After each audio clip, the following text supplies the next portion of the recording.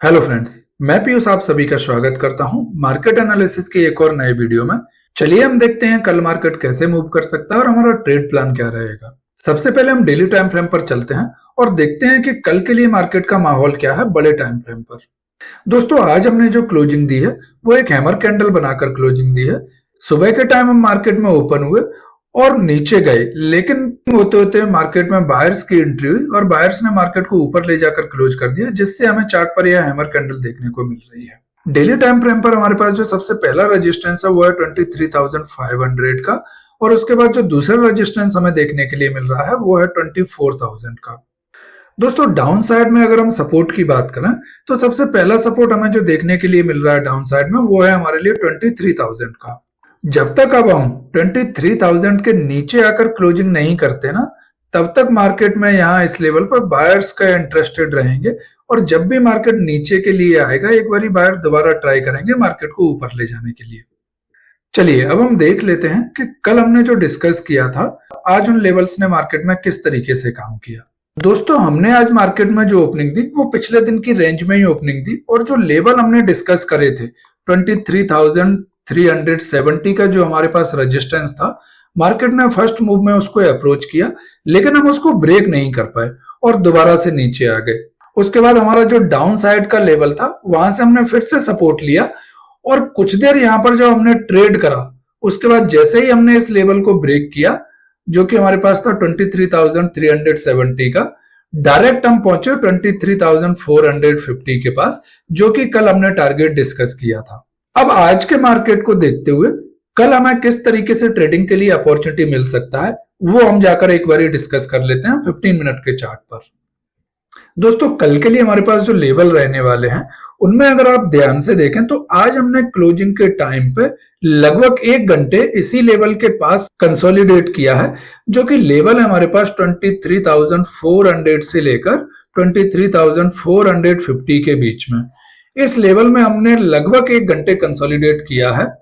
तो कल अगर हम यहीं कहीं ओपन हो जाते हैं और इसको ऊपर की साइड में ब्रेक करते हैं कुछ देर ट्रेड करने के बाद, तो सबसे पहले मूव में हम जा सकते हैं 23,520 के पास। इसको अगर हम ब्रेक करते हैं तो सेकंड मूव में जाएंगे 23,600 के पास, और उसके बाद जो नेक्स्ट मूव हमारा रहेगा वो रहेगा 23,700 तक के लेवल कल के दिन मार्केट में हमें देखने के लिए मिल सकते हैं। दोस्तों, अब अगर हम डाउन साइड की बात करते हैं तो डाउन साइड में अगर कल हम ओपन होते हैं 23,400 से लेकर 23,370 के बीच में,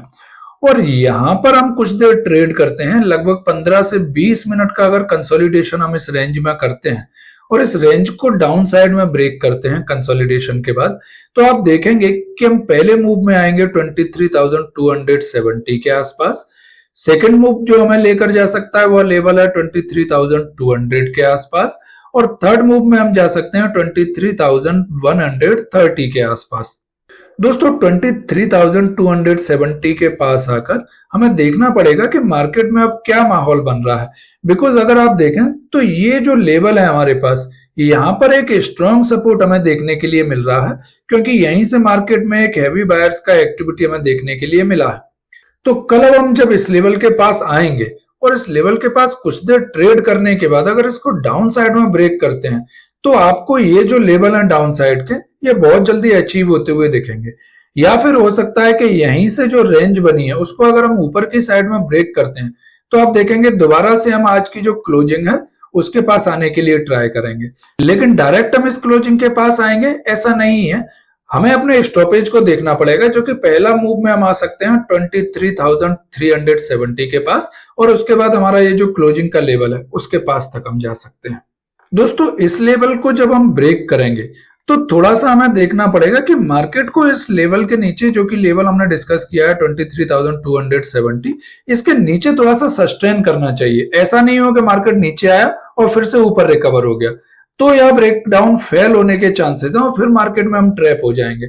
तो थोड़ा सा जब हम इस लेवल को ब्रेक कर रहे हो तो मार्केट में हमें पेशेंस के साथ ट्रेड करना चाहिए। हमें थोड़ा सा देखना चाहिए कि मार्केट इसके नीचे सस्टेन कर पा रहा है या नहीं कर पा रहा। एटलीस्ट एक 5 मिनट की कैंडल इसके नीचे क्लोज होनी चाहिए। उसके बाद जब मार्केट डाउन में जाएगा तो यह लेवल हमें बहुत जल्दी देखने के लिए मिल सकते हैं। अगर कल हम एक बहुत बड़े गैप अप के साथ ओपन होते हैं और सीधा ओपन हो जाते हैं 23,870 या 23,800 के आसपास, तो दोस्तों यहां पर आने के बाद मार्केट एक ट्रिकी मार्केट हो जाएगा, क्योंकि हम एक बहुत बड़े गैप अप के साथ ओपन होंगे और ये हमारे पास एक रेजिस्टेंस एरिया है। अगर डायरेक्ट हम 23,800 के लेवल के पास ओपन हो जाते हैं, तो यहां से अगर मुझे कोई स्ट्रॉन्ग रेड कैंडल मिल जाती है या यहां पर मुझे एक शूटिंग स्टार कैंडल मिल जाती है, तो उसी के लो के नीचे मैं एक बारी सेल के लिए ट्राई करूंगा और स्टॉप लॉस इसी कैंडल के हाई का रहेगा। इसी तरीके से अगर कल हम एक बहुत बड़े गैप डाउन के साथ ओपन हो जाते हैं और सीधा ओपन होते हैं 23,200 के आसपास, तो यहां पर भी हमें एक रिवर्सल ट्रेड मिल सकता है, जिसमें अगर हमें कोई एक हैमर कैंडल मिल जाए या फिर यहां पर आने के बाद हम एक डब्ल्यू पैटर्न बना दें, तो डब्ल्यू पैटर्न या हैमर कैंडल के नेकलाइन के ब्रेक होने के बाद अगर हैमर कैंडल का हाई ब्रेक होता है तो एक रिवर्सल ट्रेड मिल सकता है, या इस डब्ल्यू पैटर्न का नेकलाइन ब्रेक होता है तो हमें एक बाइंग के लिए ट्रेड मिल सकता है और दोबारा से रिवर्सल में हम अपने इन टारगेट्स को टच करते हुए दिखाई देंगे, जो कि टारगेट रहेंगे हमारे पास 23,270 और उसके बाद 23,370 तक हम दोबारा से रिवर्स कर सकते हैं। दोस्तों यहां पर अगर आप देखें तो नीचे से हमारे पास एक ट्रेंड लाइन भी आ रही है, जिसको अगर हम ड्रॉ करते हैं तो देखेंगे हमारे पास ये जो लेवल मैंने आपके साथ डिस्कस किया है उसी लेवल को एग्जैक्ट हमने टच किया है और हम इस लेवल को 3 बार ऑलरेडी टच कर चुके हैं। तो अब चौथी बार अगर हम इस लेवल के पास दोबारा आते हैं तो पहला तो हमारा शर्त यही है कि हमें तुरंत यहां से ट्रेड नहीं लेना है, हमें थोड़ा सा वेट करना है कि इस ट्रेंड लाइन को ब्रेक करने के बाद हम इसके नीचे आके सस्टेन करें, तभी हमें मार्केट में शार्प डाउनफॉल देखने के लिए मिलेगा। नहीं तो अगर मार्केट सीधा आया, यहां से ब्रेक किया, तो हो सकता है इस लेवल पर सपोर्ट ले ले और दोबारा से रिवर्स कर जाए, तो फिर हम मार्केट में ट्रैप हो जाएंगे।